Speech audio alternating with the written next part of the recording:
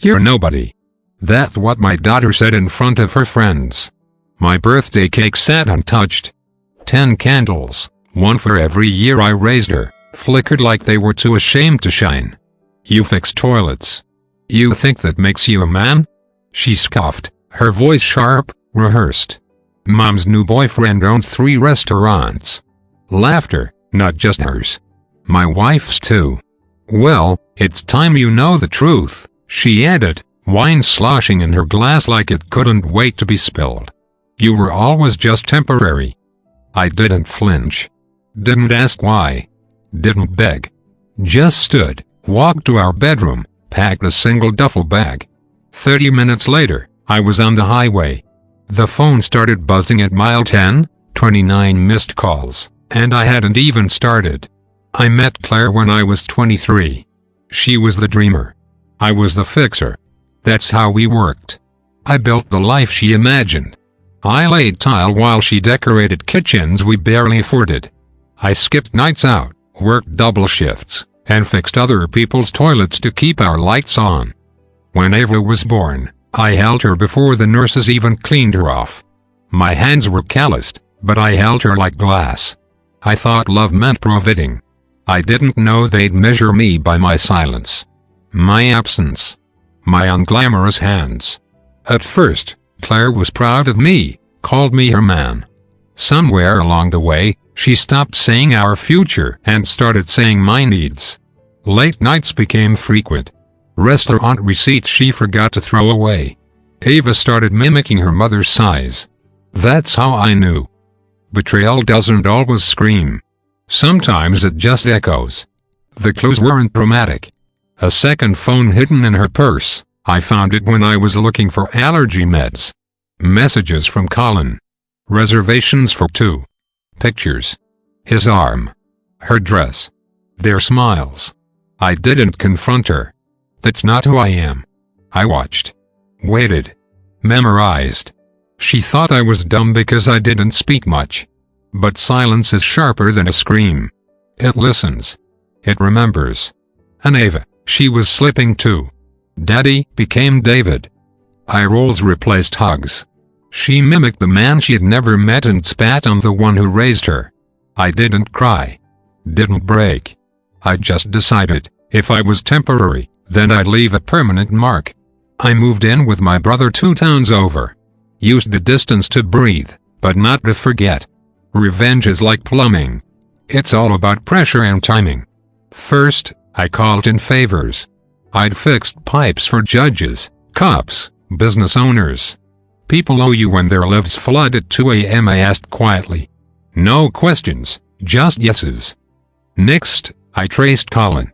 3 restaurants, all under Claire's name for tax purposes. Interesting. Found out he had prior minor fraud, gambling debts.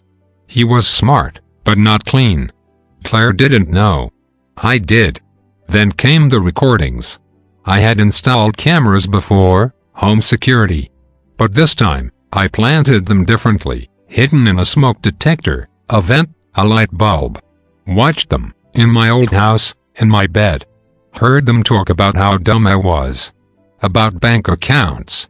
Retirement funds. Liquidation. They were planning to drain me dry. Already started. Claire forged my signature on a joint account form. Moved half. Didn't even hide it. Well, that's when I smiled. Step 1, bank fraud. I reported the forged signature with proof. Froze the account. Reported every transfer. Filed police reports. Froze what she'd set in motion. Every penny locked down. Step 2, the IRS. Sent an anonymous tip. 3 restaurants. Income undeclared. Under her name. Auditors love that sort of thing, especially when the files are neatly packaged and color-coded, which I provided. Step 3, Ava's trust fund. The one I set up when she was born. She didn't know I had set it to unlock at 25, only if certain conditions were met. I rewrote the conditions. She'd have to prove independence. No handouts. No parental co-signers. No gifts. Just herself. Let's see how far entitlement goes when it is to walk. Step 4, the video. I had one clip, just one.